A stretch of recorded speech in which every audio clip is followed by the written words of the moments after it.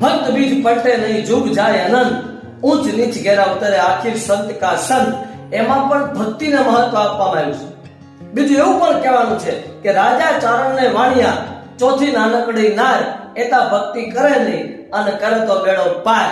ત્યાં પણ ભક્તિનું મહત્વ આપવામાં આવ્યું છે. બીજી વાત એવી પણ થાય કે ભક્તિ કરો પાતાળને, પ્રગટ થયો આકાશ. તો ત્યાં પણ ભક્તિનું મહત્વ. અને લોક સાહિત્યમાં એવું પણ કે નવધા ભક્તિ. તો આ નવધા ભક્તિ એટલે શું? 9 પ્રકારની જે ભક્તિ છે એને નવધા ભક્તિ કહેવામાં આવે.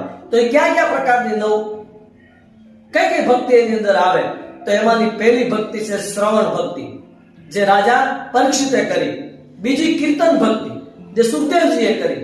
સ્મરણ ભક્તિ એ પ્રહલાદે કરી. પદ સેવન ભક્તિ લક્ષ્મીજી પોતે કરતા. અર્ચના ભક્તિ પૃથ્વીરાજાએ કરી. વંદન ભક્તિ એ અક્રૂરજીએ કરી. દાસ્ય ભક્તિ, દાસ્યનો ભાવ જેને કહેવાય એ દાસ્ય ભક્તિ એ હનુમાનજીએ કરી. સાખ્ય ભક્તિ મિત્રતાના ભાવની ભક્તિ, તો એ સાખ્ય ભક્તિ અર્જુને કરી. અને આત્મનિવેદન ભક્તિ એ રાજા બલિરાજાએ કરી. આ 9 પ્રકારની ભક્તિ એટલે નવધા ભક્તિ. કોમેન્ટમાં એ લખજો કે તમે આમાંથી કયા પ્રકારની ભક્તિ કરો છો.